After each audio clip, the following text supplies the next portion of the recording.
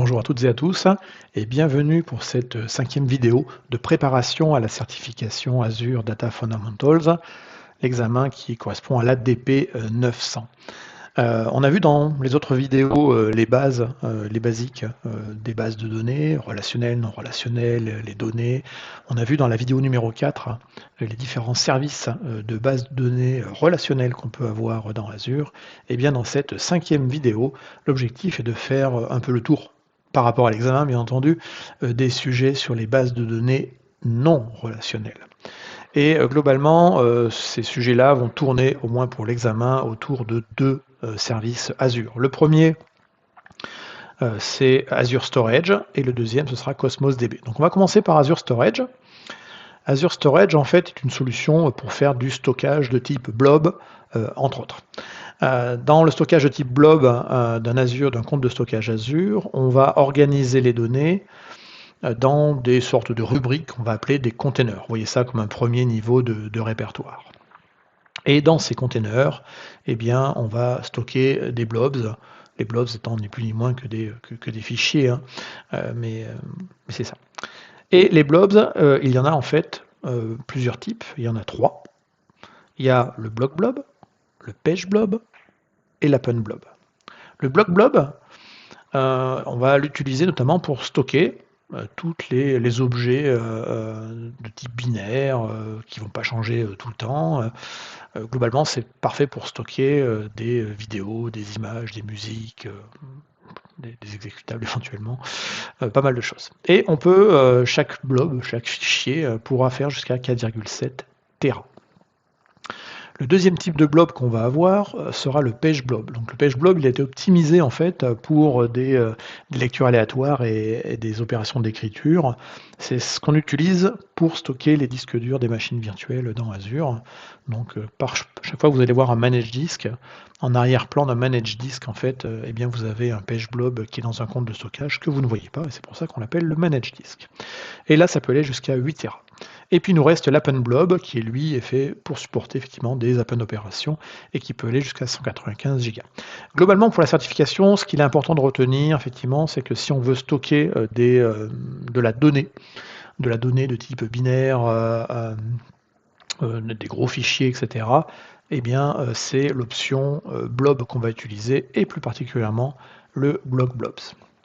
Alors, il faut savoir que sur le block blobs, on peut avoir différents tiers de performance. Ça, c'est important à connaître pour l'examen. Donc, il y a en gros 3 tiers de performance, 4 si on rajoute le premium en SSD, mais pour faire simple, on va prendre les 3. Hot, donc là, le tiers de performance host, on est basé sur des disques durs, et ce sera donc pour accéder à des blobs de manière fréquente. Le cool, ce sera pour de la donnée qu'on accède de manière moins fréquente. Les performances au final seront les mêmes, mais la latence d'accès initiale sera plus longue. Et puis Archive, porte bien son nom, c'est fait pour faire de l'archivage, et globalement, les blocs blob qui seront stockés dans Archive, en fait, in fine, à la fin, dans le data center, seront stockés sur, basiquement, de lecture de bande. Donc c'est plus pour garder un historique de la donnée pour justement de l'archivage ou du backup, mais données sur lesquelles on ira finalement assez peu souvent. Voilà. À savoir, c'est qu'il est possible d'optimiser les coûts de la donnée en déplaçant de manière automatisée les block blobs du tiers hot vers le tiers cool, puis vers le tiers archive, jusqu'à d'ailleurs pouvoir même le supprimer. Et pour cela, on va s'appuyer sur les Lifecycle Management Policy qui vont permettre effectivement de déplacer les blobs d'un tiers vers un autre de manière automatique en disant par exemple, si je n'ai pas utilisé ou accédé tel blob qui est en hôte pendant 15 jours, et bien automatiquement, il est déplacé dans le tiers cool. Alors, tout l'accès au blob de stockage va passer, comme dans tous les services Azure d'ailleurs, par des API spécifiques pour pouvoir aller piloter le stockage. Ça, c'est bon à savoir. Donc ce stockage-là, finalement, en termes de hiérarchie ou d'organisation, il est relativement simple. On a le compte de stockage, on a des containers à l'intérieur, et à l'intérieur, on a des fichiers, voilà, basiquement, des blobs. Mais on n'a pas ici une notion d'arborescence et de hiérarchie comme on pourrait le connaître dans un système de fichiers traditionnel. Si on veut pouvoir utiliser ce genre de choses, et donc notamment dans un data lake, eh bien on va utiliser la fonctionnalité Azure Data Lake Gen 2. Donc on va l'activer, en gros, on va upgrader un compte de stockage pour supporter Azure Data Lake Gen 2. Et à ce moment-là, on aura un support du stockage hiérarchique des données, et donc ce sera parfait pour effectivement des data lakes d'analyse. Les systèmes dont on va parler dans d'autres vidéos, à savoir Hadoop dans Azure HD Insight, Databricks, Synapse Analytics, vont être des gros consommateurs. Ce sont des gros consommateurs qui vont processer beaucoup de données, en fait, beaucoup de volume de données. Et donc, pour le coup, l'Azure Data Lake Gen 2 est un bon endroit où stocker plein de données à un coût relativement accessible. Voilà. Donc, de base, un compte de stockage, il n'est pas activé en Data Lake Gen 2, c'est à vous de venir l'activer. Point important à savoir, néanmoins, c'est que c'est un one-way process, c'est-à-dire qu'une fois qu'on transforme un compte de stockage en Data Lake Gen 2, on ne peut pas revenir en arrière. Un compte de stockage Azure également va avoir dans ses API et ses fonctionnalités un bout qui s'appelle Azure File. Donc Azure File, il faut voir ça simplement comme un filer as a service, donc on est sur du PaaS ici. Et donc ici, c'est un serveur de fichiers qui va vous permettre en gros de créer des partages réseau. Et donc vous allez créer un Azure File Storage au sein d'un compte de stockage, et à l'intérieur, vous créerez des partages. Donc on peut avoir jusqu'à 100 Tera de données sur un simple compte de stockage. Les fichiers, sur un simple fichier, c'est 1 Tera, et on peut avoir jusqu'à 2000 connexions par partage de fichiers. Les protocoles utilisés derrière sont des protocoles tout à fait standards, à savoir le SMB et le NFS, donc le serveur message block très connu dans le monde, on va dire Microsoft, et le NFS qui lui, donc le network file service, je crois, qui lui est très connu dans le monde Unix. Voilà. À savoir, c'est que le NFS n'est disponible que pour le tiers premium. Donc ça veut dire si vous avez un compte de stockage basé sur du SSD, auquel cas vous aurez accès à du NFS 4.1. Donc à retenir pour l'examen, effectivement que dès qu'on va vous parler d'une application qui doit être migrée ou qui utilise des partages de fichiers localement dans le data center, quelle est la meilleure cible dans Azure? Ce sera probablement Azure File. Si on vous parle effectivement de services qui vont traiter de la donnée et des grands volumes de données, et donc quel est le meilleur endroit où stocker un grand nombre de volumes de données de type binaire, etc., et bien là encore, le Data Lake Gen 2 est probablement la meilleure option. Et puis il nous reste une dernière partie d'Azure Storage qui sont intéressantes à connaître. Et là, là encore, je rappelle, dans du non relationnel ici, c'est les Azure Tables. Donc les Azure Tables ici, donc c'est une solution NoSQL qui va permettre effectivement de contenir des datas de type clé-valeur, tout simplement. Donc c'est parfait pour stocker donc, de la donnée semi-structurée. Je vous rappelle que j'avais fait l'explication dans la vidéo numéro 1, les différences entre de la donnée structurée, semi-structurée et non structurée. Donc là ici on est sur du semi-structuré. Et donc ici on va avoir des lignes dans une table, et chaque ligne en fait effectivement aura une clé unique. Et ça c'est important à retenir pour l'examen, effectivement, c'est dès qu'on va parler d'Azure Table, chaque ligne d'enregistrement de Azure Table en fait sera identifiée, référencée par une partition key et une row key. Voilà. Les données dans les Azure Table Storage sont normalement dénormalisées, parce qu'on n'a pas un schéma effectivement de base de données derrière optimisé. Et donc ça veut dire que chaque ligne en fait va contenir l'ensemble des données. On n'a pas une optimisation derrière en termes d'intégrité et d'espace, tel qu'on peut le faire dans une base de données relationnelle qui serait normalisée. Et puis retenir que effectivement l'Azure Table Storage va splitter en fait une table en plusieurs partitions pour des raisons principalement de performance. Et donc on va avoir cette mécanique de partitioning va permettre en gros de regrouper des enregistrements communs basés sur des propriétés communes, ce qu'on appellera la partition key. Donc voilà, retenez Azure Table, partition key et row key, et données dénormalisées derrière. Voilà, NoSQL. Alors le deuxième service à connaître pour l'examen donc de la DP900 en ce qui concerne les bases de données non relationnelles ou les données non relationnelles, eh bien c'est Cosmos DB. Cosmos DB, super service dans Azure, service qui fait beaucoup de choses.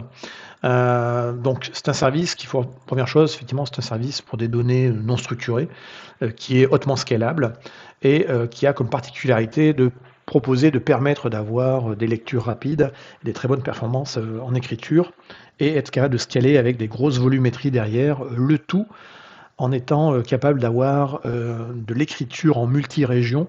Et il suffit juste après de rajouter au fur et à mesure sur votre compte Cosmos DB des régions supplémentaires. Donc le service est absolument fantastique. Donc ce qu'on doit retenir pour la partie effectivement de l'examen, c'est qu'on parle de données non structurées, qu'on est en multi-région, ça c'est important pour la notion d'écriture, et derrière effectivement que c'est optimisé pour pouvoir faire effectivement des lectures rapides. Alors, un Cosmos DB, quand on va l'instancier, on aura un compte Cosmos DB qui contiendra une database et des containers et des items. Donc ça, c'est la structure qu'on va avoir dans Cosmos DB. Et la particularité de Cosmos DB, en fait, c'est le fait que ce service de stockage de données non structurées supporte en fait un nombre assez important finalement d'interfaces de programmation, on va les voir juste après, mais que globalement ce qu'il faut retenir c'est que la donnée interne, la structure interne de tout ça finalement est masquée, et en fait la façon dont vous allez travailler la donnée se fera au travers des différentes API, on va le voir juste après. Donc Cosmos DB, excellent choix dans plein de scénarios, tout ce qui est IoT télématique, le monde du retail, du marketing, le gaming en ligne ou les applications web et mobiles. On trouvera souvent d'ailleurs dans les références architecture des solutions, notamment dans les solutions un peu modernes, cloud native avec du Kubernetes, en back-end derrière pour certaines données du Cosmos DB. Donc c'est parfait effectivement pour avoir des environnements hautement résilients, capables d'être multi-régions, etc. Et donc les différentes API dont je parlais tout à l'heure, et donc ça il faut le connaître un petit peu pour l'examen. La première donc des API, donc c'est vraiment pour la partie NoSQL, ce qu'on appelle la Core API. Là, l'idée, c'est de gérer dans Cosmos DB les données sous des formats de JSON et de pouvoir en fait travailler avec ces données avec un langage de type, une syntaxe de type SQL, qui est plutôt pour le coup un langage pour des bases de données relationnelles à l'origine, mais avec cette API-là, on va pouvoir travailler sur des documents en JSON, le tout effectivement avec des syntaxes SQL. On a également donc dans les API une API Azure Cosmos DB for MongoDB. Donc là pour le coup la donnée derrière elle est stockée en binary JSON et pour aller requêter ça au travers des API MongoDB, ce sera le langage de MongoDB de requêtage, le MongoDB Query Language, le MQL. On avait vu dans les parties bases de données relationnelles qu'il existait des bases de données de type Postgre avec les single servers et les flexible servers. Ça, c'était la vidéo numéro 4. Il existe une autre implémentation de Postgre qui a été mise du coup dans la nomenclature marketing, mais également du coup dans la partie API technique, qui s'appelle Azure Cosmos DB for PostgreSQL. Et basiquement derrière ça, derrière cette API et cette implémentation dans Cosmos DB, on va avoir en fait un Postgre qui sera globalement distribué et donc qui va automatiquement en fait faire la partie sharding. Ça doit correspondre notamment à des clusters Citus Hyperscale, sauf que effectivement le nom était ramené dans Cosmos DB, et donc du coup derrière en fait ça c'est une RDBMS derrière, donc c'est une base de données relationnelle en termes de gestion, mais attaquée par un service qui s'appelle Cosmos DB et des API particulières. On a également des API Cosmos DB for Table. Donc là, le but est de travailler avec des données qui sont sous la forme de clés-valeurs. Donc là, ça ressemble très très fortement à Azure Table Storage. Donc là, des fois, on peut avoir des questions de dire on veut une solution de stockage ou pour travailler sur des données de type clé-valeur. Quels sont les services qui peuvent répondre à ce besoin? Si on a une question à choix multiple, là, probablement que la réponse sera Cosmos DB for Table plus Azure Table, quoi. Voilà. Là encore, après, la différence qu'il y aura entre Azure Table Storage et Cosmos DB for Table, ça va être sur la partie scalabilité, performance et surtout géo-réplication. Parce que je le rappelle, hein, un compte de stockage Azure, on peut le géo-répliquer, mais la géo-réplication, elle est en général, elle fournit de la lecture en face dans une deuxième zone, mais il n'y a qu'une zone pour l'écriture. Ça, c'est une différence. Cosmos DB, effectivement, on peut écrire à plusieurs endroits en simultané. Donc ça peut être le facteur déclenchant qui vous amènera sur la bonne réponse en cas de question derrière. Du coup, il y a des API particulières liées au table, normal, et des langages spécifiques et des SDK. Autre API disponible dans Cosmos DB, vous voyez qu'il y en a plein. Cosmos DB pour Apache Cassandra. Donc là, c'est compatible effectivement avec la base de données Apache Cassandra. Là, on est sur des données en colonne. Et donc, ça supporte, là encore, une syntaxe basée sur SQL, ou très inspirée de SQL. Et puis, la dernière API à connaître parce que notamment, dans les questions, c'est facile de trouver la réponse quand on a ce genre de questions, c'est Cosmos DB for Apache Gremlins. Donc ça, c'est utilisé effectivement quand on va avoir des données de type graphe. Donc je rappelle, hein, que les données de type graphe, en fait, on va avoir des objets avec des propriétés et après des liaisons entre ces objets qui peuvent être des graphes plus ou moins complexes. Là, ici, c'est très simple avec 3 liaisons, mais il faut imaginer avec beaucoup plus de liens derrière. Et donc, dès que vous allez avoir des données qui sont structurées ou qui sont agencées sous la forme de graphes, faites l'association dans votre tête, au moins pour l'examen, mais même dans la réalité. Hein. Base de données de type graph, dans Cosmos DB, ça veut dire Gremlins, API Gremlins. Voilà. Et donc là, du coup, c'est de la syntaxe Gremlins derrière. Dans la partie graph également, à savoir, il y a des fois des termes qu'on va retrouver comme les vertices ou les edges. Ça, c'est vraiment de la terminologie qui est liée aux bases de données graph. Voilà. Donc voilà ce qu'il y a à retenir au niveau de Cosmos DB et d'Azure Storage pour l'examen. Donc c'est vraiment les questions sur les parties stockage de manière non relationnelle. Retenez bien effectivement, là encore je réinsiste, hein, que Cosmos DB permet des bonnes performances en lecture et en écriture, et c'est surtout qu'on peut écrire en multi-région et que derrière, effectivement, on a tout un ensemble d'API, et en fonction des besoins, effectivement, on va dire telle ou telle API. Donc il y a souvent des questions qui vont vous dire, on a tel besoin ou tel type de stockage, quelle API de Cosmos DB on va utiliser, donc il faut savoir faire le distinguo entre ces différentes options. Voilà.